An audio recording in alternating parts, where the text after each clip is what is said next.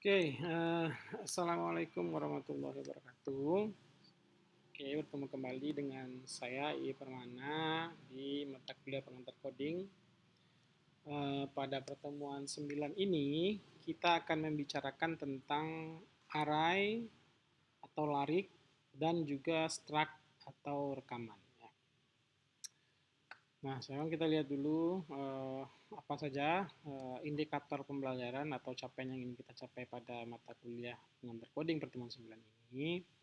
Pertama, kita ingin melihat ketepatan menjelaskan pengertian tipe data bentukan array berdimensi 1 dan 2 ya. Jadi harapannya nanti para peserta dapat memahami apa itu tipe data array, baik itu dimensi 1 dan dimensi 2. Kemudian yang kedua, kita ingin nanti peserta dapat membuat tipe data berbentuk array baik berdimensi 1 dan berdimensi 2. Kemudian yang ketiga, kita dapat menentukan operasi-operasi apa saja yang dapat dilakukan pada array berdimensi 1 dan juga array berdimensi 2. Kemudian setelah kita dapat memahami bersama tentang array dimensi 1 dan dimensi 2, selanjutnya kita akan coba lihat lebih dalam, lihat lagi tentang melihat tentang struktur atau rekaman ya, atau struct. Apa itu struct atau rekaman? Nah, bagaimana cara membuat struct dan rekaman ini, dan operasi-operasi apa saja yang dapat digunakan pada struct dan rekaman. Oke, sekian indikator pembelajaran kita. Nah, kita masuk ke array ya. Topik yang pertama, array. Nah, secara definisi, array atau larik adalah sekumpulan data di mana setiap elemen memiliki tipe yang sama dan diakses dengan menggunakan indeks atau posisi array-nya. Indeks array biasanya dimulai dengan posisi ke 0 ya. Nah, array-nya dapat berdimensi 1 atau lebih. Jadi begini. Anda mungkin punya suatu variabel dengan tipe data integer begitu ya. Data integer bisa diisi dengan misalkan nilai lah, kita sebutlah tipe data integer dengan nama nilai gitu ya. Bisa diisi dengan nilai mahasiswa misalkan 80 gitu ya. Atau yang lainnya. Nah, tipe data ini tentu hanya bisa menampung satu saja nilai mahasiswa. Sedangkan di kelas pengantar coding misalkan ada 30 mahasiswa yang nilainya harus dikeluarkan misalnya. Nah, tentu ini tidak bisa mengakomodir dari nilai 30 mahasiswa tersebut. Nah, oleh karena itu dibutuhkanlah array atau larik untuk mahasiswa 30 mahasiswa yang ada di mata kuliah pengantar coding. Nah, jadi kita bisa andaikan dia sebagai sebuah kotak begitu ya. Kita bisa andaikan dia sebagai sebuah kotak begitu. Di kotak ini akan ada nanti beberapa baris nilai ya. Nah, kita asumsikan di sini ada 5 saja ya. Ada elemen ke 0 ya, dia dimulai dengan elemen ke 0, 1 begitu ya. 2, 3, dan 4. Gitu ya. Jadi saya bisa mengisikan nilai Budi misalkan. Budi nilainya 75, bisa saya simpan pada posisi ke 0 begitu ya.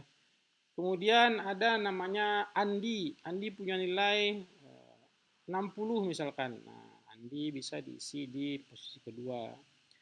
Kemudian ada lagi mahasiswa namanya Rina misalkan. Rina dia dapat nilai 90 misalkan Rina di sini. Kemudian ada lagi nama mahasiswinya misalkan Sinta misalkan. Sinta ini punya nilai ternyata hanya 40 misalkan, katakanlah begitu ya. Nah, kemudian ada terakhir namanya Aldo misalkan. Aldo ini punya nilai 100 mahasiswanya. Nah, untuk mengakomodasi 5 nilai mahasiswa ini, maka dibutuhkanlah larik atau array ya. Jadi, sedapat kita lihat kembali tadi, adalah sekumpulan data. Jadi Anda bisa lihat di sini ada data di sini. Ada data tipenya integer ya. Di mana setiap elemennya tipenya sama. Semuanya harus tipenya integer di sini. 75 integer, 60 integer, 90 integer, 40 integer, 100 integer. Nah, ini kalau tipe datanya integer. Mungkin juga Anda nanti punya tipe datanya karakter begitu ya. Ada huruf A, B, C, dan segala macam. Mungkin juga nanti Anda punya tipenya desimal. Misalkan besarnya gaji karyawan lah, katakan begitu. Nah, ada yang gajinya 1 juta, ada yang 2 juta, ada yang 500.000, ada yang 5 juta, begitu ya. Bisa Anda simpan nanti dalam sebuah array atau larik. Jadi tujuannya sudah jelas ya, kita ingin menyimpan tipe data yang sama lebih dari satu, begitu ya. Nah, dia dimulai dengan indeks ke 0 di sini Anda perhatikan. Jadi bukan ke 1 ya, dia untuk membacanya nanti kita memulainya dengan indeks ke 0. 0, 1, 2, 3, 4. Nah, tapi panjangnya ada 5 di sini. Ada 5 buah data yang kita simpan di sini, gitu ya. Nanti kita lihat dimensinya. Nah, ini yang disebut dengan array, begitu ya. Nah, sekarang kita lihat deklarasinya di pemrograman bahasa C ya. Nah, untuk tipe data integer di sini.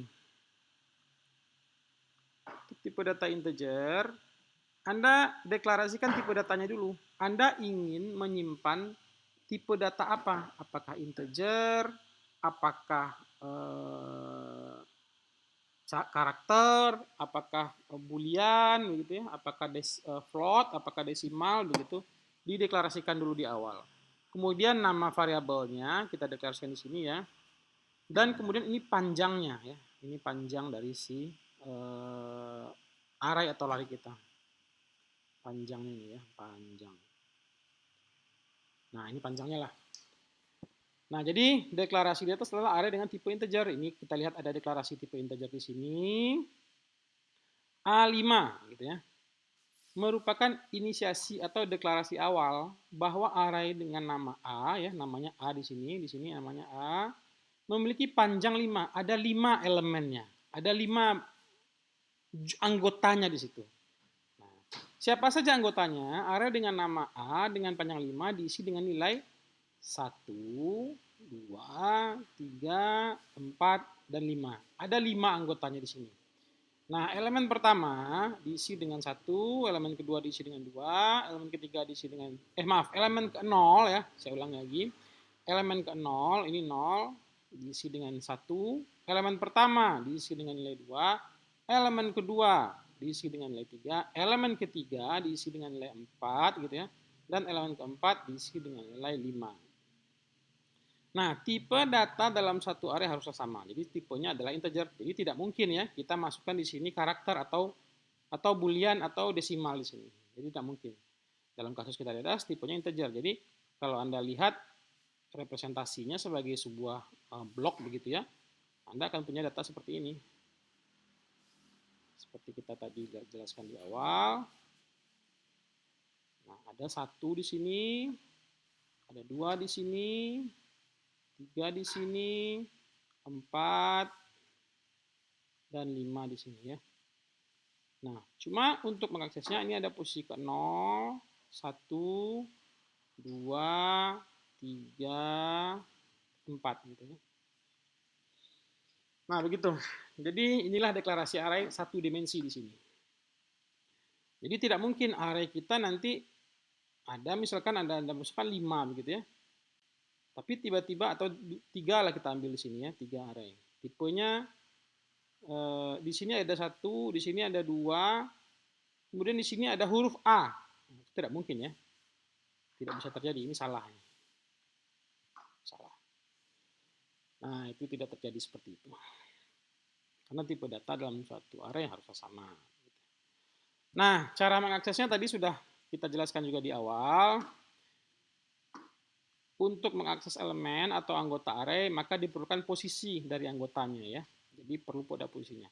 Posisi pertama dimulai dengan indeks ke 0. Jadi ini indeks ke 0 ditambahkan 1 ke elemen berikutnya. 1, 0 tambah 1, 1 ya. 1 tambah 2, 2. 2 tambah 2, 3. 3 tambah 2, 4 gitu ya. Jadi posisi ke 0 adalah 1 di sini. Nah, diaksesnya bagaimana? Nah, ini cara mengaksesnya. Jadi kalau kita tadi punya variabel seperti ini begitu ya, kita deklarasikan di bahasa pemrograman C seperti ini, maka untuk mengakses elemen ke-1 kita cukup mengeluarkan A ke 0 gitu ya. A ke 0 berisi 1. Begitu juga seterusnya. Untuk mengakses elemen ke-3 ya, di sini A ke-3 nilainya adalah 4. Jadi karena dia dimulai dengan 0, maka 0 adalah yang paling kiri begitu ya dalam konteks ini begitu ya. Nah, ini cara kita mengakses elemen array kita. Nah, ini contoh penggunaan dalam bahasa C. Jadi pertama di sini kita lihat dideklarasikan ya integer A, tipenya nama variabelnya A ya, tipe datanya integer, dia adalah array dengan panjang 5 gitu ya. Panjang 5 langsung diisikan isi dari pajak array itu ya. Jadi box-box yang kotak itu langsung diisikan nantinya. Ada 1, 2, 3, 4, 5 langsung diinisialisasi di sini. Kemudian kalau kita ingin memprint elemen kedua ya, A2 begitu ya. Nilai adalah 3 gitu ya. Jadi kalau kita lihat di sini, ulang lagi, ini adalah 0 gitu ya, ini 1, dan ini kedua. Nah, jadi nilai elemen kedua adalah, ini dia, nilai elemen kedua ya. Jadi kita bisa lihat di sini. Nilai elemen kedua adalah 3. Begitu. Nah, kita juga bisa mengeluarkan semua elemen dari array dengan namanya iterasi. Nanti kita di operasi ya. Jadi kita lakukan perulangan. Sebelumnya Anda telah belajar perulangan. Nah, untuk mengunjungi masing-masing elemen ini, kita lakukanlah perulangan. Kita mulai dari elemen ke 0 sampai ke panjangnya array di sini. Nah, kondisi ini adalah I kecil daripada 5 ya. Berarti sampai saat I-nya sama dengan 4. Karena dia akan ditambah di sini. I plus plus ya. Jadi dia akan bertambah mulai dari 0 gitu ya. Kemudian elemen ke berapa berikutnya? 1 ya, perulangan ke 1, kemudian perulangan kedua, perulangan ketiga, sampai dia perulangan keempat. Nah, di perulangan keempat, I-nya pada perulangan kelima dia tidak melakukan lagi. Kenapa? Karena I-nya sudah sama dengan 5. Jadi kondisi I kecil dari 5 tidak terpenuhi lagi. Jadi dia akan stop loopingnya atau perulangannya di sini. Sehingga kita bisa cetak array-nya ada 1, 2, 3, 4, 5 ya. Ini 1 hasilnya pada saat perulangan berikutnya. Di mana I-nya sama dengan 1, nilai variabelnya nilainya adalah 2. Di sini kita lihat cara mengaksesnya. A ke 0. Ini akan bertambah sesuai dengan perulangannya. Nah, jadi pada saat dia 0 adalah 1, berikutnya dia bertambah 1, elemen yang diakses elemen 1 adalah 2 di sini ya. Pada elemen posisi kedua ada nilainya ada 3, posisi ketiga ada 4, dan posisi keempat ada 5 gitu ya. Nah, inilah hasilnya cara penggunaan dalam bahasa C.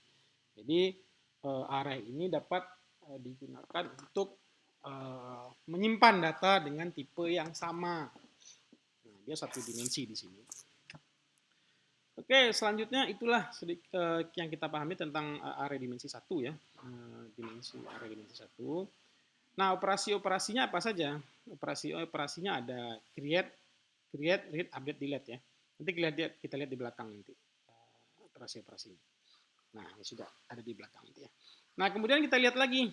Sekarang ada array dengan dimensi lebih dari 1 atau 2 begitu ya. Nah, cara mengaksesnya adalah cara mendeklarasikannya. Anda butuh dua kurung siku di sini ya, ada 2 kurung siku. Berarti ini ada 2, dia berarti 2 dimensi. Ada yang pertama isinya kelompok ini ya, ini kelompok array yang pertama. Dan ada ini kelompok array yang kedua. Jadi kalau kita bayangkan dia berupa sebuah metrik begitu ya. Dia berupa sebuah tabel lah, sebuah tabel. Ada dia 2 baris ya, 1, 2, 3, 4, ya, 5. Kemudian di kolom berikutnya ada 6, di sini ada 7, ada 8 di sini, ada 9 di sini, ada 10 di sini. Ada 10 ya. Nah, jadi ada berapa? Ada 2 baris ya. Baris ke-0 dan baris ke-1. Ada berapa kolom? Ada 5 kolom. Kolom ke-0, 1, 2, 3, dan 4 di sini ya. Nah inilah dia baris dengan dua dimensi gitu. Array dengan dua dimensi. Jadi dia memiliki dua baris, yaitu indeks ke-0 dan indeks ke-1 dan 5 kolom ya. Kolom ke-0, 1, 2, 3, 4. Nah, jadi ada total 10 data di sini. Nah, deklarasi di atas adalah array dua dimensi dengan tipe data integer ya. Karena dia array, maka dia tetap tipe datanya harus sama. Jadi kita gunakan dua nama variabelnya di sini sebagai A di sini ya. Baris adalah yang kiri, jumlah baris ya.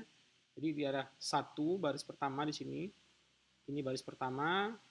Kemudian ini baris kedua begitu ya. Ada dua baris. Ada 5 kolom ya. Kolom ke-1 di sini. Ini dia kolom ke-1. Ini dia kolom kedua. Ini dia kolom ketiga. Ini dia kolom keempat. Ya. Dan ini kolom kelima begitu ya. Nah, ada 5 kolom.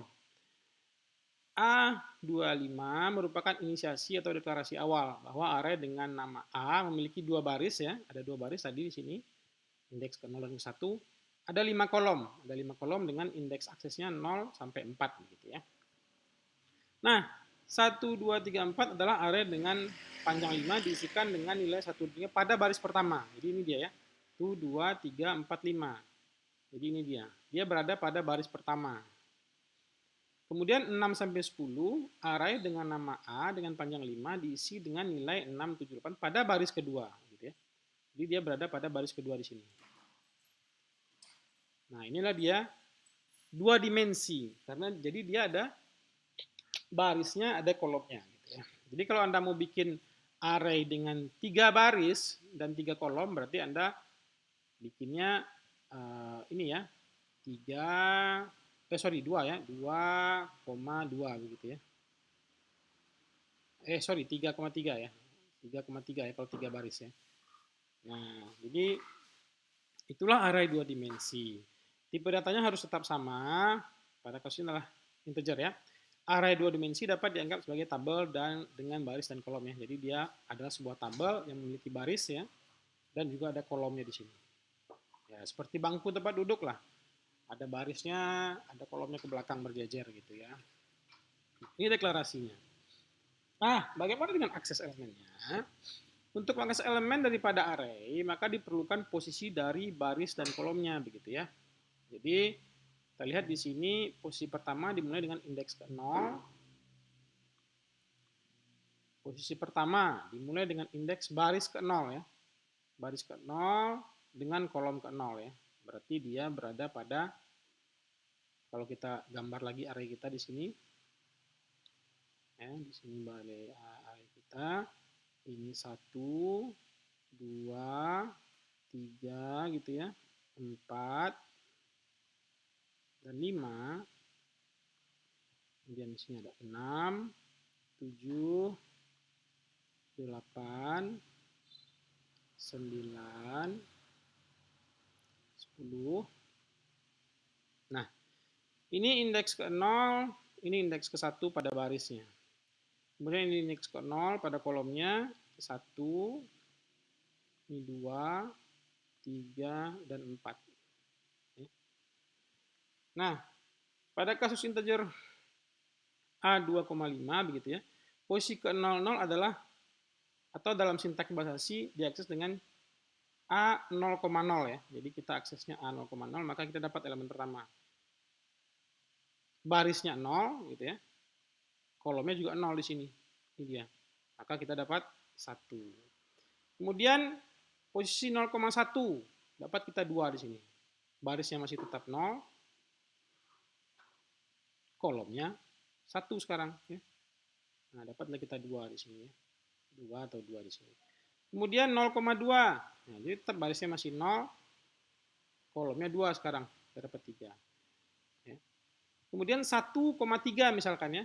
Nah, kita cari yang barisnya 1 sekarang. Kolomnya 3. 0, 1, 2, 3. Berarti kita dapat 9 di sini ya. 9 kita dapat. Kemudian 1,4. Nah, kita dapat 10 di sini ya. Baris pertama, kolom keempat. Nah, di sini kita lihat posisi A2,2 itu tidak ada ya, karena indeks kita hanya 2 di sini. Jadi baris di bawah ini tidak ada, jadi karena tidak ada, secara default integer nilai yang tidak ada itu dianggap 0. Jadi dia akan memberikan nilai 0. Gitu ya. Nah, begitu cara kita akses elemennya pada array berdimensi 2. Nah, ini contoh penggunaan array berdimensi 2. Jadi sama dengan contoh yang tadi ya. Akses elemen 0 ke 0 adalah 1 di sini.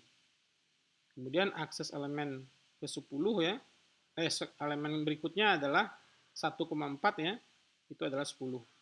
Jadi baris ini baris 0, baris ke 1. Ini baris ke 1 di sini. Ini baris ke 1 kita. Kolom keempat 0, 1, 2, 3, 4. Nah, makanya kita dapat 10 di sini ya. Nah, untuk iterasi atau memunculkan sebuah nilai array, maka kita perlu 2 kali perulangan di sini. Nah, ini namanya nested loop ya. Nah, ini nested loop. Nested gitu tulisannya. Nested loop atau perulangan bersarang, tersarang. Nah, pertama kita ingin barisnya dulu kita ukur. Jadi barisnya dulu kita munculkan. Nah, dia akan mengeksekusi yang bagian dalam dulu kalau nested loop ini. Jadi dia akan mengeksekusi yang bagian dalam ini dulu. Jadi dia mulai dari atas, I-nya sama dengan 0. Nah, I-nya masih 0, masih kecil dari 2, betul. Maka dia akan masuk ke sini. J-nya sama dengan 0. J-nya ditambahkan 1, berarti ini adalah yang pertama adalah 0,0 ya. I-nya 0, J-nya 0, maka dimunculkan 1 di sini. Nah, berikutnya dia ulang lagi ke sini sampai ini muncul sampai I-nya, J-nya kecil daripada 5. Maka dia akan munculkan 1, 2, 3, 4, 5 ya, seperti ini ya. Jadi dia akan memunculkan dulu iterasinya, J-nya ditambah di sini. Nah, muncul I-nya masih tetap 0 ya, karena kita selesaikan dulu ini sampai kondisinya keluar, baru nanti dia naik. Berarti di sini yang pertama ya, looping pertama adalah 0,0, 0,1 sampai 0,4 begitu ya. Nah, sampai 0,4. Nah, selesai dia 0,4 karena yang kelima J-nya sudah sama dengan 5 di sini, maka dia keluar. Dia lompat lagi ke sini. Dia cek lagi. Nah, tadi kan I-nya sudah 0, sekarang I-nya ditambah 1. Berarti I-nya sama dengan 1 dan itu masih benar, masih kecil daripada 2. Maka berikutnya yang di print adalah 1,0 diulang lagi karena J-nya 0 lagi di bawah sini. 1,1 sampai 1,4 begitu ya. Nah, makanya muncul 1, 2, 3, 4, 5 dan 6, 7, 8, 9, 10 seperti ini. Nah, inilah cara untuk penggunaan array berdimensi 2. Nah, itulah array. Jadi array ini bisa kita gunakan untuk menyimpan variabel dengan tipe sama, bisa 2 dimensi, bisa 1 dimensi atau banyak dimensi. Jadi kita nggak akan bahas multidimensi yang terlalu banyak karena terlalu rumit nanti di C pemrograman. Jadi ini dapat digunakan untuk menyimpan data. Intinya array dapat digunakan untuk menyimpan data dengan tipe yang sama, begitu ya. Itulah guna fungsi utamanya. Nah, operasi-operasi nanti kita lihat ada operasi create, ada CRUD namanya ya. Jadi ya ini operasi standar di pemrograman. CRUD ini artinya create, update, delete. Jadi ada proses membuat ya, membuat array-nya, membacanya, mengubahnya dan menghapusnya. Ya, nanti kita lihat contohnya. Jadi salah satu yang paling sering adalah operasi iterasi ya, atau yang digunakan untuk mengunjungi elemen array satu demi satu. Jadi yang for tadi itu ya, for loop. Jadi kita kunjungi elemennya satu-satu, kemudian baru di print. Jadi kita bisa gunakan nanti untuk searching pada pertemuan 14 dan 15 kalau tidak salah, atau sorting. Jadi Anda bisa mengurutkan array nanti, bisa mengurutkan gaji karyawan dari yang terbesar sampai yang terkecil. Bisa mengurutkan nilai mahasiswa dari yang terbesar sampai yang terkecil. Nah, itu gunanya nanti operasi yang di pertemuan berikutnya kita bahas ya. Nanti kita lihat contohnya nanti. Kemudian, nah itulah array. Jadi operasinya sudah standar ya, dibuat, dibaca, diganti nilainya, dan dihapus nilainya.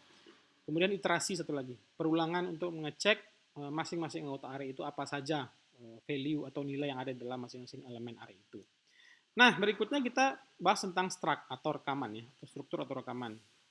Nah, jadi kalau kita sudah punya array, sekarang ada masalah muncul baru ya. Nah, kita lihat dulu definisinya di sini. Struct atau rekaman begitu ya,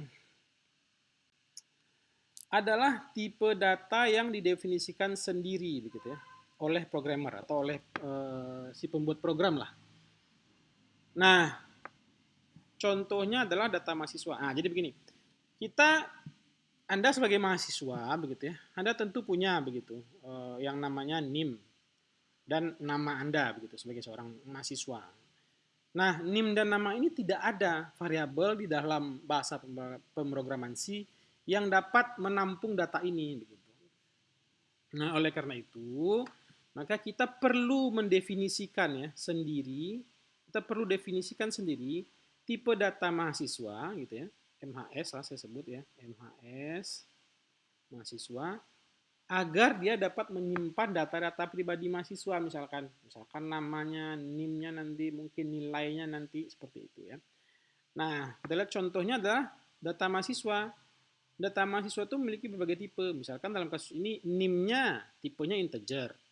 Namanya tipenya bisa string gitu ya, atau karakter lah kita sampaikan di sini.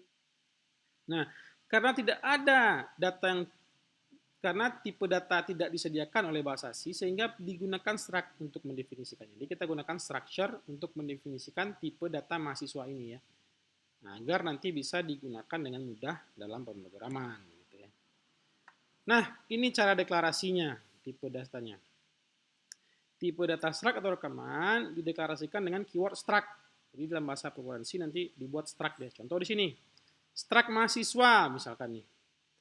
Tipe datanya char nih, untuk namanya disediakan karakter sepanjang 20 karakter. Jadi bisa diisi nanti ya, bisa namanya nanti if misalkan begitu ya, sampai 20 karakter maksimal.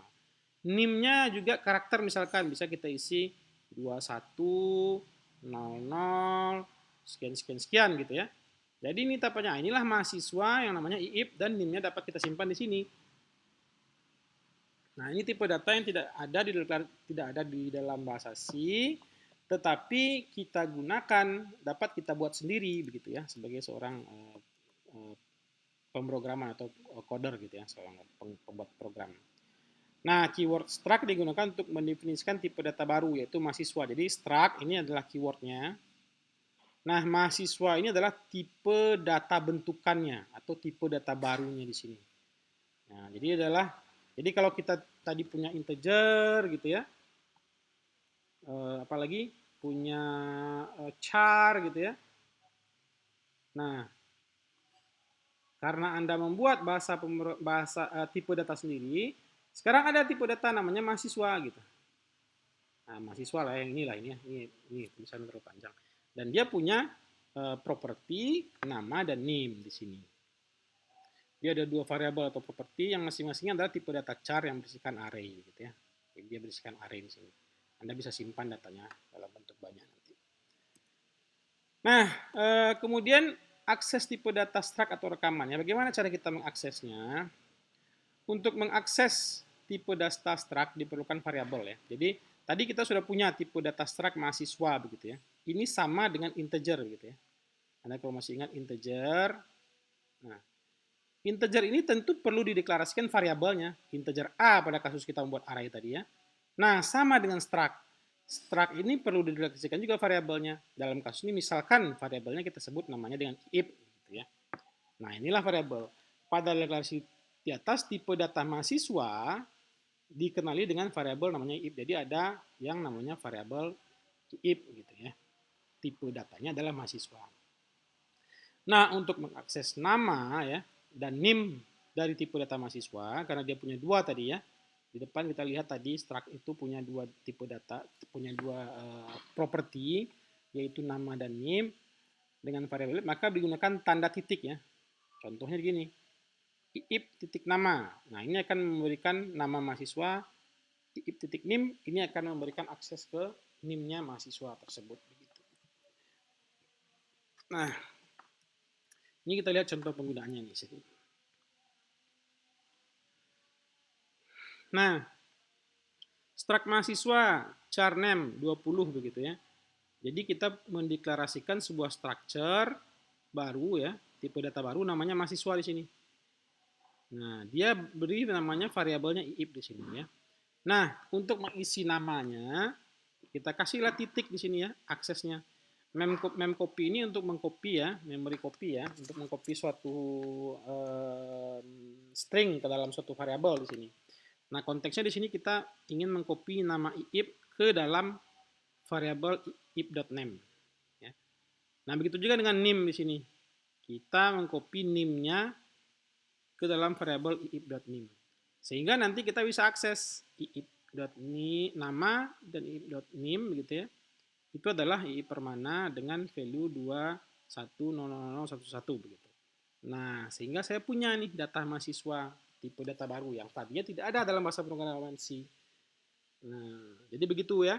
Inilah yang disebut dengan tipe data structure gitu ya. Jadi kita mendefinisikan tipe data baru dalam tergantung apa yang mau kita buat dari tipe data yang sudah ada. Kita membangunnya dari tipe data yang sudah ada. Pada konteks ini kita membangunnya dari tipe data karakter ya. Jadi dia dibuat dari tipe data karakter yang isinya adalah nama dan nim di sini. Nah, operasinya sama ya, CRUD juga kita buat, kita baca dan kita update. Nah, sekarang kita coba lihat sedikit tentang apa namanya? Sebentar. Nah, kodenya ya, kita coba lihat sedikit tentang kodenya. Kodenya di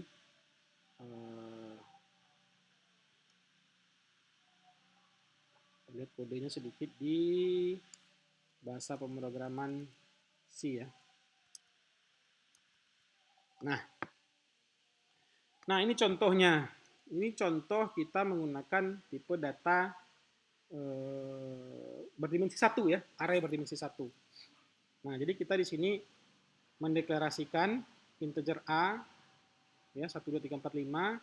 Kita baca ya, operasi membuatnya ini operasi membuat, operasi membacanya ya dengan akses elemen A kedua, operasi mengubahnya. Anda bisa rubah dia nih. Yang tadinya nilai pada elemen kedua adalah 3, Anda bisa rubah menjadi 100. Dengan cara A2 sama dengan 100 di sini. Nah, ini mengupdate namanya, merubah datanya. Nah, begitu kita print lagi, dia berubah jadi 100 di sini, yang tadinya 3. Nah, kita juga bisa menghapus ya, menghapus datanya dengan assign nilai 0. Nilai 0 sehingga dia menjadi 0 ya. Jadi dalam tipe data integer, nilai yang tidak ada itu adalah 0 begitu ya. Nah, terakhir kita iterasi lagi seperti tadi. Jadi mulai dari semua elemennya, mulai dari ke 0 sampai elemen keempat begitu ya, kita iterasi, maka dia memunculkan 1, 2, karena ketiganya tadi sudah dirubah ya, sudah dirubah jadi 100 pertama, kemudian dirubah lagi jadi 0, maka dia menjadi 0 di sini. Dia menjadi 0 di bawah sini. Nah, kemudian baru 4 dan 5 begitu ya. Nah, ini contoh pengoperasiannya di dalam bahasa C ya, untuk array 1 dimensi. Nah, sekarang kita coba lihat array 2 dimensi. Nah, array 2 dimensi. Nah, ini array 2 dimensi sekarang kita lihat. Nah, pertama kita deklarasikan juga nih, sama dengan contoh kita di slide tadi. Ada 2 baris dan 5 kolom ya. 1, 2, 3, 4, 5, dan 6, 7, 8, 9, 10. Operasi bacanya sama ya. Jadi aksesnya ada dua kurung siku yang kita pakai di sini. 0 ke 0 itu menghasilkan elemen pertama yang ini. Kemudian 1,1 itu menghasilkan elemen 7 ya. Baris ke 1 ya. Jadi ini elemen ke 0. Kalau baris, ini baris elemen ke 1. Sedangkan kolom ke 0-nya adalah ini. Kolom ke 1-nya adalah ini ya, 7. Sehingga dihasilkan 7. 1,4. Nah, ini baris ke 1. Kolom keempatnya 0 gitu ya. 7-nya adalah 1, 8-nya adalah 2, 3-nya adalah 9, dan 4-nya adalah 10. Sehingga maka dimunculkan adalah 10. Sama juga untuk merubahnya, kita juga akses posisinya. dalam tabelnya begitu ya. Barisnya berapa, kolomnya berapa, kita bisa ganti jadi 100 di sini, sehingga kolom baris satu ke satu menjadi 100 di sini. Dan kita juga bisa delete nanti atau dihapus ya, dikosongkan nilainya untuk baris satu ke satu di sini ya, dengan mengakses 1,1 menjadi 0, sehingga dihasilkan 0 di sini nanti baris satu ke satu. Nah, untuk iterasinya kita membuatnya seperti sebuah tabel begitu ya. Jadi kita baca dulu barisnya, baris ke 0 ke kanan begitu, sehingga muncul 0, 2, 3, 4, 5, 1, 2, 3, 4, 5 begitu ya, mulai dari elemen ke 0, 0,0, 0,1 adalah 2, 0,2 adalah 3, kemudian 0,3 adalah 4, kemudian 0,4 adalah 5. Nah, setelah selesai perulangan yang di dalam sini, baru dia menambahkan lagi. J-nya setelah 5 kali, dia keluar dari sini, tapi dia lakukan looping yang terluar lagi. Sekarang I-nya bertambah jadi 1. Jadi, baris ke-1, kolom ke-0 diulang lagi. Adalah 6. Baris kedua, baris ke-1, kolom ke-1 adalah 0, karena tadi sudah diubah ya nilainya. Sudah jadi 100 tadi yang pertama, terus dirubah lagi menjadi 0 karena dinolkan tadi. Nah, kemudian baris ke-1 kolom kedua 8, baris ke-1 kolom ketiga 9, dan baris ke-1 kolom keempat adalah 10. Nah, begitulah cara kita mengiterasi ya, atau mengunjungi satu persatu elemen dari array 2 dimensi kita. Begitu. Nah, selanjutnya kita lihat contoh dari struct. Nah, ini contoh dari struct tadi ya. Ini sama nih. Ini ada yang salah nih, coba kita lihat.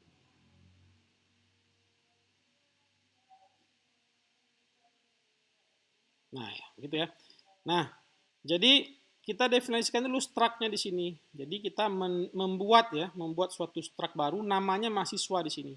Dia ada ada nama variabel di dalam mahasiswa itu ada nama, di dalam mahasiswa itu juga ada nim. Nah, mahasiswa tadi variabel atau tipe data mahasiswa kita berikan namanya iip misalkan di sini nama variabelnya. Di sini dideklarasikan nama variabelnya di bawah ini setelah tanda kurung tutup ya, sebelum titik koma. Jadi namanya iip. Nah, iip nama, untuk mengakses namanya kita bisa tambahkan titik ya di sini ya. Iip titik nama diisilah dengan iip dengan panjang 11 ya, dengan menggunakan memcopy-nya string.h ya. Jadi di sini menambahkan library sedikit biar lebih gampang. Begitu juga dengan nim-nya. Kita tambahkan nim-nya melalui memori copy ya. iip titik 2 titik ya, bukan titik 2 titik nim. Nah, ini kita mengakses nim-nya. Ditambahkan lagi nim-nya di sini. Sehingga kita bisa print nanti juga dengan iip.name atau iip.nim gitu ya, sehingga muncullah seperti di bawah ini. Misalkan iip saja gitu ya, kita bisa rubah di sini, dia juga berubah nanti di bawah harusnya ya. Nah, iip saja begitu ya, karena dia nilainya. Jadi Anda punya mahasiswa di sini, data mahasiswa, bisa banyak nanti data mahasiswanya. Jadi kita bisa saja nanti menyimpan mahasiswa ini dalam suatu array ya. Jadi Anda bisa bayangkan nanti kalau Anda membuat program penilaian gitu ya, membuat nilai mahasiswa, Anda bisa bayangkan Anda punya nanti tipe data mahasiswa begitu ya, data mahasiswa dengan nama kelas pengantar coding gitu ya. Nah, di mahasiswanya ada 30. Nah, Anda punya tipe data baru di sini, mahasiswa kelas pengantar coding namanya 30. Nanti Anda bisa buat nama masing-masing peserta di sini dan disimpanlah nama dan NIM-nya. Dan nilainya misalkan nanti kalau bisa kita tambahkan satu lagi variabel di bawah sini, variabel integer nilai gitu ya. Nah, nilai mata kuliah pengantar codingnya. Baik itu nilai UAS atau bisa juga nilai UAS misalkan di sini ya, nilai UTS, kemudian Anda bisa juga tambahkan nilai UAS begitu ya. Kemudian nilai tugas. Nah, jadi nanti bisa kita buat program yang menyimpan semua nilai mahasiswa di mata kuliah pengantar coding. Nah, begitulah sedikit ininya ya, kita pahami tentang apa itu structure dan apa itu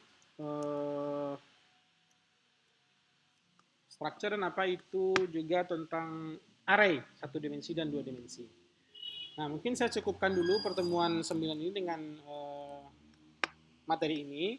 Anda bisa pelajari juga materi-materi yang lain di di media internet yang lain. Di internet tentunya ada banyak, atau di manapun Anda bisa mendapatkan materi yang komprehensif, yang lengkap.